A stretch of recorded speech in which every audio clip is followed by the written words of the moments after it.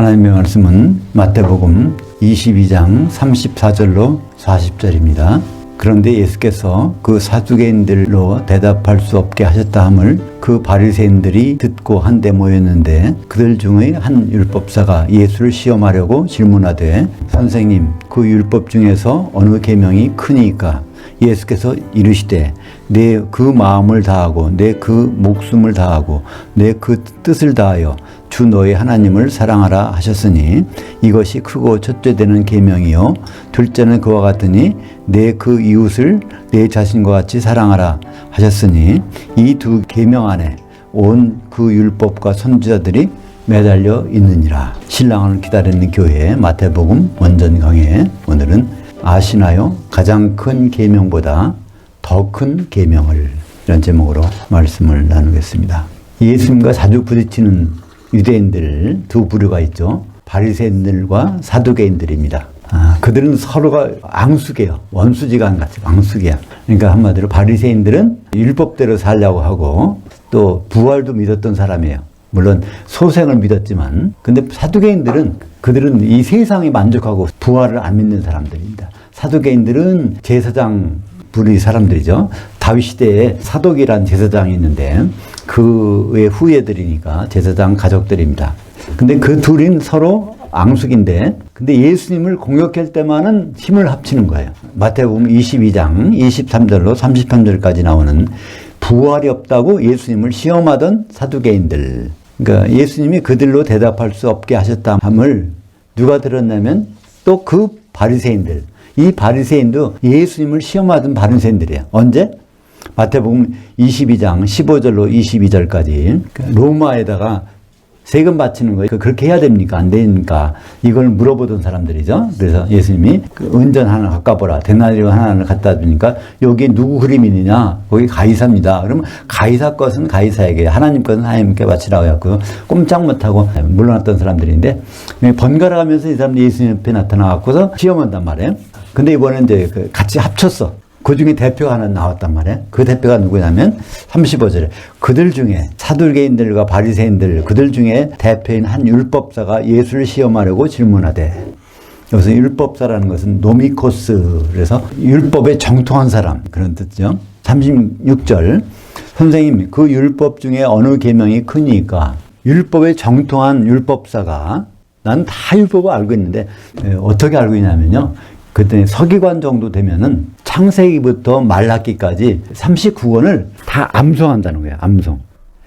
예, 그거를 다 이제 쌓아놓으면은 2m 되는 공간에 두루마리 꽉 찼다는 거예요. 그거를 들고 다니면서 일러줄 수 없잖아요. 그러니까 그분들은 그걸 다 암송해갖고, 그러니까 그걸 다 암송하는 사람인데, 그러니까 예수님한테 말하는 거예요. 나는 다 율법을 암송하고 있는 자인데, 그럼 그 속에 무슨 계명이 크니까? 이렇게 물어봅니다. 그 율법을 암송하지만 율법이 뭐 때문에 있는지를 모르는 사람이에요. 요한복음 5장 39절과 46절, 47절 보면 율법이 뭐라는 걸 예수님이 알려주셨죠. 너희가, 여기도 너희는 예수님을 죽이려고 하는 유대인들한테 말씀하시는 거예요. 구약 성경에서 영생을 얻는 줄 생각하고 이 성경을 연구하거냐. 목적이 달라요. 구약 성경을 읽어가지고 영생 얻겠대요. 그러니까 한마디로 구원받아 보겠다고 하는 거예요. 그렇게 하는 유대인들에게 이 성경이 내게 대해서 증언한 것이냐. 구약 성경은 그걸 잘 지켜서 구원받는 것이 아니라 구약 성경을 잘 읽어보면은 예수님이 누구라는 걸 알 수 있다는 거예요. 그러니까 이 사람들이 구약 성경을 제대로 안 읽었다는 것을 어떻게 알 수 있죠? 예수님을 못 알아봐. 그러니까 구약 성경은 그들이 읽긴 읽었어도 전혀 깨닫지 못했다는 걸 알 수 있죠. 요한복음 5장 46절에 모세를 향하여 믿었더라면 또 나를 향하여 믿었으리니. 그러니까 모세의 글, 특별히 모세오경, 창세기, 출애굽기, 레위기, 민수기, 신명기, 이것을 그대로 믿었더라면 나를 안 믿을 리가 없다는 거예요. 거기서도 그냥 믿는 것이 아니라 에피피스티오라는 걸 했습니다. 향하여 믿었더라면. 우리말 번역에 향하여가 없어요. 그냥 모세 믿었더라면 나를 믿고, 이렇게 말하는데, 믿는다는 말은요, 피스튜오입니다. 피스튜오. 근데 거기에 전치사가 있어요. 원래는 뒤에 오는 건데 그 앞에 붙었지만 에피피스티오. 에피라는 것은 거기에 붙어 있다는 거예요. 에이스라는 것이 나왔죠? 에이스라는 거는 향하여, 누굴 향하여 믿는 거고, 에피라는 것은 거기 딱 달라붙어서 예수님이 여기 있으면 거기 붙어서 예수님 움직이는 곳마다 붙어서 믿는다는 거예요. 그러니까 똑같은 단어입니다. 의미는 같아요. 그러니까 모세가 기록한 것에 대해서 제대로 알고 있다면 예수님이 어떻게 하신다는 것을 알 수 있는데 그들은 그렇지 못했다는 것입니다. 47절 그러나 모세글도 믿지 않으면 어찌 내 말들을 믿겠느냐. 여기에 말들은요 보통 로고스가 아니라 레마입니다. 레마의 복수가 레마타인데 예수님이 레마로 성령으로 하신 말씀들을 그들은 전혀 깨닫지도 못하고 믿지도 못했다는 것을 말씀하고 있죠. 사실 그렇잖아요. 예수님 당시에 그때 율법사가 얼마나 많았겠어요. 서기관들이 얼마나 많았겠어요. 근데 한 명도 예수님이 제자가 된 사람이 없어요. 12사도들은 다 갈릴리 촌 사람들이니까 가룟 유다 빼고는. 37절 보겠습니다. 예수께서 이르시되 내 그 마음을 다하고 내 그 목숨을 다하고 그 뜻을 다하여 주 너희 하나님을 사랑하라 하셨으니 구약의 율법에 대해서 말씀하시고 38절 이것이 크고 첫째 되는 계명이요 둘째는 또 이와 같으니 내 이웃을 내 자신과 같이 사랑하라 하셨으니 이 두 계명 안에 율법과 그 선지자들이 매달려 있느니라. 율법과 선지자들. 그러니까 구약 성경은 바로 이 두 계명에 달려 있다는 거야. 이 계명 중심으로 기록된 것이 구약 성경이라는 것입니다. 이것을 보고 사람들은 그래요. 예수님도 구약의 모든 계명을 10계명을 줄인 것이 이제 2계명이죠.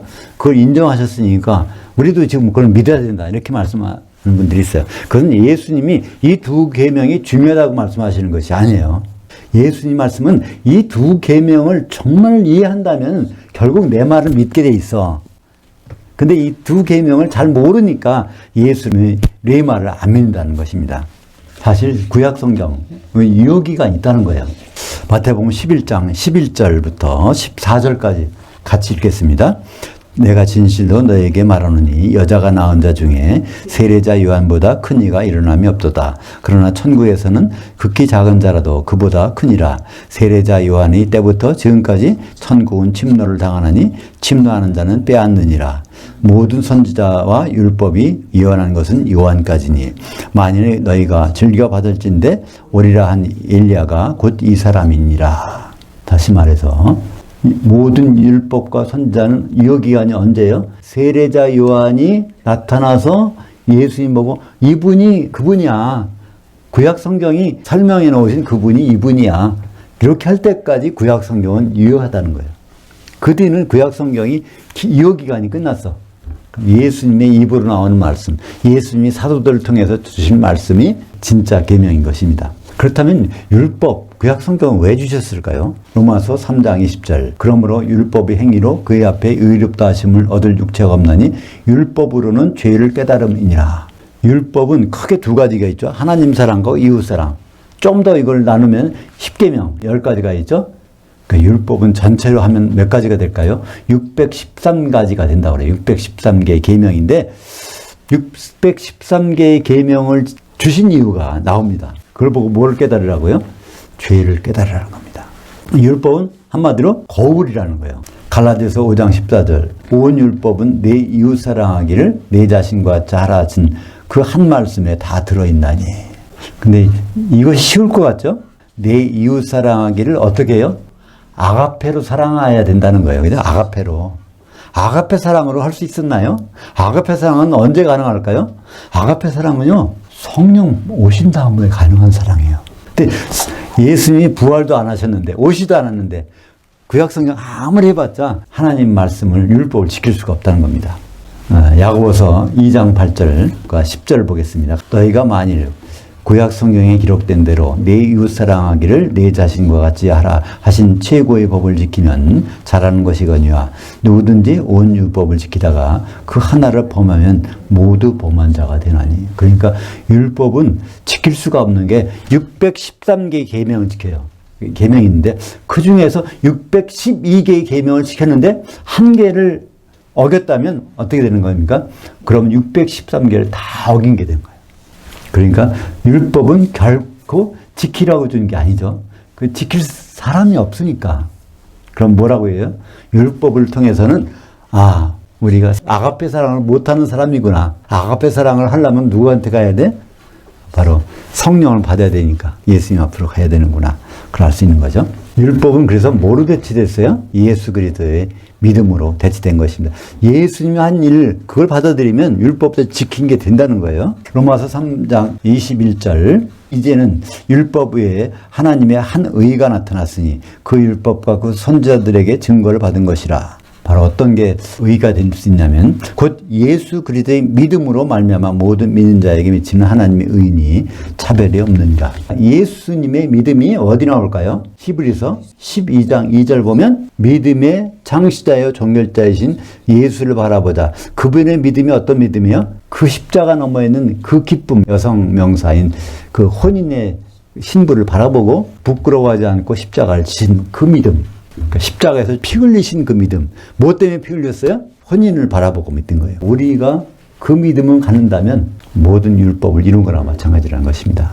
그러니까 우리가 교회를 이루어서 예수님과 혼인한다는 그 생각, 그 믿음이 가지면은 그게 진실한 믿음이라는 것이죠. 로마서 3장 23절. 모든 사람이 죄를 범하였음에 그 하나님의 영광에 이르지 못하더니. 이걸 뭐라고 설명하니까 아담이 선악과 먹어서 우리도 선악과 먹었다 이렇게 말하고 있는데요. 사실은 이 성경은 그런 말씀이 아닙니다. 거기에 모든 사람이 죄를 범하였음에거든요. 헬라어의 아오리스트를 써요. 아오리스트. 그것은 모든 사람은 그렇게 할 수밖에 없다는 거예요. 연약하기 때문에 죄를 질 수밖에 없다는 거야. 우리는 태어날 때부터 죄를 질 수밖에 없는 그런 몸으로, 아담이 죄를 져서 내가 죄를 지은 게 아니라 우리는 아담처럼 그런 몸으로 태어났기 때문에 항상 죄를 질 수밖에 없는 그런 존재라는 것을 나타내는 것입니다. 그 원죄라고 그러는데 그 원죄는 사람들이 만든 말이에요. 우리는 원죄가 있어서 죄인이 아니라 아담처럼 그렇게 죄를 질 수밖에 없는 연약한 몸으로 태어났기 때문에 죄를 짓게 된다는 말입니다. 그래서 그 하나님의 영광에 이르지 못하더니 로마서 3장 24절 그 그리스도의 은혜 안에 있는 구속으로 말미암아 그의 은혜로 값없이 의롭다 하심을 얻는 자가 되었느니라. 그러니까 구속, 예수님이 구속해 주셔야 우리는 해결이 된다는 거야. 이 구속이 아폴 리트로시스, 아포는 떼어낸다. 리트로시스는 어디서 나온 말이라고 그랬죠? 리고, 풀다. 데오는 묶어놓는 거고요. 리오는 푸는 거. 묶고 풀고 하는 거. 그러니까 완전히 자유의 몸으로 풀어주시는 거. 누가? 예수님이. 그래서 우리는 의롭다 하심은 없는 거예요. 이미 얻은 것이 아닙니다. 그게 뭐라고요? 얻는 자 되었다. 그러니까 현재 분사입니다. 현재 분사는 항상 우리는 그런 자유를 얻게 돼 있어요. 그리고 결국은 마지막에 그런 것을 얻게 돼 있는 것입니다. 갈라디아서 3장 21절 보겠습니다. 그러면 율법이 그 하나님의 약속들과 반대되는 것이냐? 결코 그럴 수 없느니라. 만일 능히 살게 하는 율법을 주셨다면 그 의가 반드시 율법으로 말미암았으리라. 그러나 구약 성경이 모든 것을 죄 아래 가두었으니 이는 예수 그리스도의 믿음으로 말미암는 그 약속을 믿는 자들에게 주려 하심이라. 그러니까 구약 성경을 보면은 우리가 항상 죄를 지을 수밖에 없다는 거예요. 613개 계명을 다 지켜야 지키는 건데 그 중에 한 개라도 우리는 범할 수밖에 없으니까. 왜 그렇게 범할 수밖에 없어요? 우리는 원래 흙의 티끌로 나왔기 때문에 아담처럼 그렇게 범죄할 수밖에, 어떤 상황이 그럴 수밖에 없어요. 그죠? 그래서 우리는 예수님의 믿음으로 이렇게 되는 것입니다. 그러면 하나님 우리의 모든 것을 깨끗하게 해결해 주시는 것을 구속이라고 그러는데요. 쉽게 말하면 영의 구원, 이거는 속량이라고 합니다. 그죠? 노예시장에 가서 노예를 사오는 거예요. 그 다음에 그 집에서 잘 길러갖고 완전히 온전한 사람이 되는 것을 이제 구속이라고 그러는데, 그거는 혼의 구원, 예수님과 혼인할 수 있는 그 자리까지 가는 것이 바로 구속인데, 그것은 언제 될까? 에베소서 1장 7절 보겠습니다. 우리는 그리스도 안에서 은혜의 풍성함을 따라 그의 피로 말미암아 구속 곧 허물들 사면을 받았느니라. 여기서 우리는 누굴까요? 성경을 볼 때, 특히 서신서를 볼 때, 서신서는 뭐죠? 편지를 보는 거예요. 편지가 서신서라고 그래요. 사도들의 편지가 서신서인데, 서신서는 쓴 사람이 있고 받는 사람이 있어. 그걸 잘 항상 생각해야 됩니다. 에베소서를 기록한 사람, 우리 사도들입니다. 사도들은 이미 구속을 받은 사람이에요. 사도들은 흠이 하나도 없는 사람이에요. 그래야 맞지 않습니까? 교회의 기초석이 되는데 기초가 흠이 있으면은 그 건물이 완전해요. 오순절날 성령이 받는 순간에 사도들은 완전히 흠이 없어진 그런 상태에서 성도들을 세워주는 것입니다. 그럼 성도들은 언제 구속을 받을까요? 에베소서 4장 30절. 그 하나님의 성령을 근심하게 하지 말라. 그 안에서 너희가 구속의 날까지 인치심을 받았느니라. 여기서 너희 누구예요? 편지만 볼 수 있으면 이건 금방 해결돼. 너희가 달라요. 우리는 구속받았고 너희는 구속의 날까지 이제 인치심을 받았어. 우리가 사도들이고 너희는 성도들이라면 아주 분명하잖아요. 근데 우리와 너희를 구분하지 않으면 우리는 구속받았나? 앞으로 받을 건가? 그럼 구속이 뭔가? 언제 받는 거지? 사도들은 정말 깨끗한가? 이렇게 의문점이 생기는 겁니다. 근데 이것만 우리가 누군지 너희가 누군지만 하면은 이거는 완전히 깨끗하지 않습니까? 중매쟁이가 현찮으면 혼인이 잘 안 되잖아요. 중매쟁이만큼은 아주 깨끗하게 완전히 흠이 없게 만들어 놓고 우리를 혼인시키는 것이 정상 아닙니까? 그러니까 사도들은요 완전히 흠이 없게 된 그런 사람들로 시작됐습니다. 오순절날 사도들의 말을 안심하고 읽으셔도 돼요. 마태복음부터 요한계시록까지 이건 흠이 하나도 없어. 그렇게 아주 구속받은 사람들이 기록했으니까. 근데 다만 뭐가 문제죠? 번역할 때 이게 자꾸만 이상하게 돼가지고 된 것이지 사도들의 말은 흠이 없는 겁니다. 그래서 구속이 완전히 이루어진 시점을 볼까요? 요한계시 19장 6절부터 8절까지 할렐루야 우리 주 그 하나님 그 전능하시니가 통치하셨도다. 하나님의 통치, 천국 통치가 완성된 것. 우리가 즐거워하고 크게 기뻐하며 그에게 영광 돌리세. 그 어린 양이 혼이 이뤘고 그의 아내가 자신을 준비하였으므로 그녀에게 빛나고 깨끗한 한 세마포 옷을 입도록 허락하셨으니 이 세마포 옷은 그 성도들의 의로움들이더라. 그러니까 성도들이 구속받은 현장이 바로 요한계시 19장 6절부터 8절까지. 그래서 예수님은 구약의 옛 계명을 인정할게. 근데 옛 계명은 언제까지 유효해요? 예수님이 나타나셔서 새 계명을 줄 때까지 새 계명이 나옵니다. 요한복음 13장 34절 새 계명을 너희에게 주노니 너희는 서로 사랑하라. 내가 너희를 사랑한 것 같이 너희도 서로 사랑하라. 새 계명은 어떤 뜻이 있습니까? 옛 계명을 중지시키는 의미가 있어요. 새 계명이 나오면 옛 계명, 구약의 율법, 모세의 모든 계명 이것이 기간이 끝난 겁니다. 그러면 이거는 쉬울까요? 새 계명은 쉬울까요? 새 계명은 쉽지가 않습니다. 왜 쉽잖아요? 아가페를 사용해야 되니까, 그죠? 아가페로. 여기서 사랑하라는 아가파테. 아가페테는요, 아가파오라는 동사의 현대형 명령입니다. 이건 한 번만 사랑하는 것이 아니라 예수님 오실 때까지 아가페로 형제들을 사랑해야 되는 거예요. 요한 2서에 또 같은 내용이 있습니다. 주의 부인이여. 이건 누구죠? 주의 부인이여. 성경에 큐리아가 나오는 것은 요한 2서밖에 없습니다. 주님을 뭐라고 하죠? 헬라어로 큐리오스. 큐리오스가 주님, 큐리아는 주님의 부인입니다. 그런데 이게 누굽니까? 네, 교회입니다. 근데 요한 2서를 사람들이 안 읽어요. 왜 안 읽냐면 어떤 여자한테 편지 쓴 거래. 그러니까 나하고 관계없어. 이렇게 거기에 교회한테 어떤 걸 썼어요? 서로 사랑하자. 이는 새 계명같이 내게 쓰는 것이 아니요 처음부터 우리가 가지고 있던 것이라. 그러니까 우리가 누구예요? 사도들이 가지고 있는 건데 너희들이 공개하는 거야. 그래서 여기에 자꾸만 새 계명이 아니다, 옛 계명이 뭐다 이런 얘기는 사도들 관점에서 말하는 것이지 이게 구약 성경의 내용을 가리키는 것이 아니라는 것이죠. 이것은 헬라어를 문법적으로 보면 아주 이해가 돼요. 다시 한번 볼까요? 이는 새 계명같이 내게 쓰는 것이 아니요 처음부터 우리가 가지고 있던 것이라. 미완료예요. 사도들이 예수님한테 받아서 가지고 있던 것이라는 거예요. 가지고 있던 것. 구약 때 모세가 받은 것을 가지고 있는 것이 아니라 예수님한테 요한복음 13장 34절 그거를 가지고 있는 것이 바로 서로 사랑하자라는 그것입니다. 6절 볼까요? 또 그 사랑은 이것이니 우리가 그 계명들을 따라 행하는 것이요 그 계명은 이것이니 너희가 처음부터 들은 바와 같이 그 가운데서 행하라. 너희가 처음부터 들은 것은 누구에게? 사도들한테 들은 것, 그걸 말하는 것입니다. 구약 성경을 가리키는 것이 아닙니다. 결국은 성경을 줄이면은 서로 사랑하라는 것. 이것이 새 계명이 이제 완전한 계명이죠. 오늘 제목이 뭘까요? 아시나요? 가장 큰 계명보다 더 큰 계명. 가장 큰 계명은 그 10계명을 줄인 거, 하나님 사랑과 이웃 사랑이라고 예수님이 하셨는데 그것보다 더 큰 계명이 있다는 거예요. 왜냐하면 새로 나왔으니까. 새 계명이 나왔으니까. 그죠? 로마서 13장 8절. 피차 사랑의 빛 외에는 아무에게든지 아무 빛도 지지 말라. 남을 사랑하는 자는 율법을 다 이루었느니라. 9절.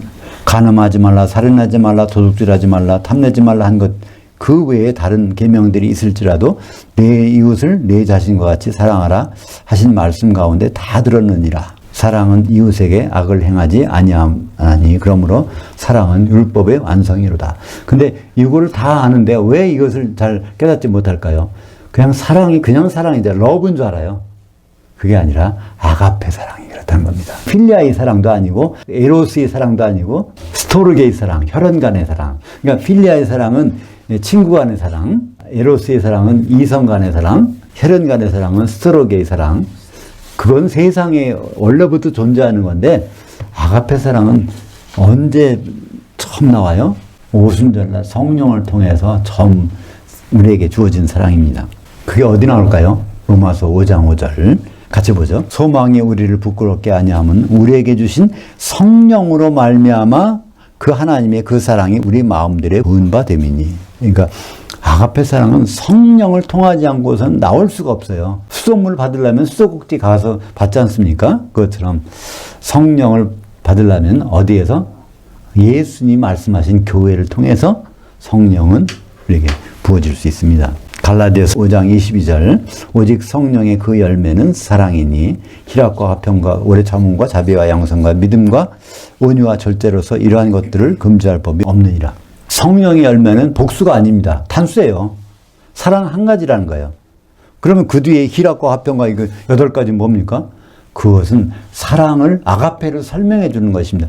진짜 아가페 사랑이라면 거기에서 8가지 향기가 나온다는 것입니다. 그것을 금지할 법이 없다는 거예요. 아가페 사랑에서 8가지 향기가 나오는 것을 금지할 수 있는 사람은 아무도 없다는 거예요. 그럼 다시 말해서 아가페 사랑인지 아닌지를 어떻게 확인해 볼 수 있을까요? 그 8가지가 중에서 7가지밖에 안 나와. 그러면 이거 수상한 겁니다. 6가지밖에 안 나와. 수상한 거예요. 8가지가 나와야 그게 아가페 사랑이라는 것을 확인할 수 있다는 겁니다. 그러니까 성령의 열매 9가지. 이건 말도 안 되는 건데 그런 말들을 많이 하죠. 성령의 열매는 뭐라고요? 아가페 한 가지밖에 없습니다. 데살로니가전서 6장 19절. 너희는 성령을 소멸하지 말라. 성령을 소멸했는지 안 했는지는 뭐로 알 수 있을까요? 아가페 사랑이 있는지 없는지를 보면 성령이 소멸됐는지 없는지, 아가페 사랑이 진짜인지 가짜인지 알려면 그 8가지 맛이 나는지 안 나는지. 그래서 우리는 최종적으로 성령이 소멸될까 안 될까, 이게 가장 우리가 염려해야 되는 부분입니다. 그게 아니라면 예수님 앞에 가서 쫓겨날 수가 있어요. 그래서 성령을 소멸한다는 단어가 스벤님입니다. 스벤님이. 이 단어가 나오는 데가 또 있어요. 어디 나올까요? 마태복음 25장 8절에 이게 나옵니다. 같이 볼까요? 미련한 자들이 그 슬기는 자들에게 이르되 우리 등불이 꺼져가니, 이 단어가 바로 스벤님입니다. 성령이 소멸되어 있다는 얘기죠. 너희 기름을 좀 나눠달라고는 그 슬기는 자들이 대답하여 이르되 우리와 너희가 슬기에 다 부족할까 하노니 차라리 타는 자들에게 가서 너희 쓸 것을 사라 하니, 그들이 살아간 사이에 그 신랑이 오므로, 그 신랑, 정관사가 붙었어요. 누구죠? 예수님. 준비했던 자들은 함께 혼잔지 들. 이게 복수예요. 왜? 만찬까지가 들어가야 되니까. 5찬에는 다 들어가는데 만찬은 기름 준비한 사람만 들어갈 수 있으니까 들어가고 그 문은 닫힌지라. 오늘 마태복음 22장에서 예수님은 가장 큰 계명들 2가지를 얘기해 주십니다. 근데 그 계명들을 지키라는 것이 아니라 바로 그 계명을 통해서, 구약에 나오는 그 계명을 통해서 예수님이 필요하다는 것을 우리는 알고 예수님이 무엇을 주시는지, 성령을 받아서 아가페 사랑을 알 수밖에 없다는 것. 그걸 못하면은 예수님 혼인 만찬에 들어갈 수 없다는 것을 깨닫게 되는 것입니다. 기도하겠습니다. 하나님 아버지 감사합니다. 구약의 능통한 율법사도 구약 성경을 암송했지만 이해하지는 못했습니다. 우리가 성령을 통해서 받는 아가페 사랑으로 서로 나눌 수 있도록 인도하여 주시옵소서. 예수님 이름으로 기도합니다. 아멘.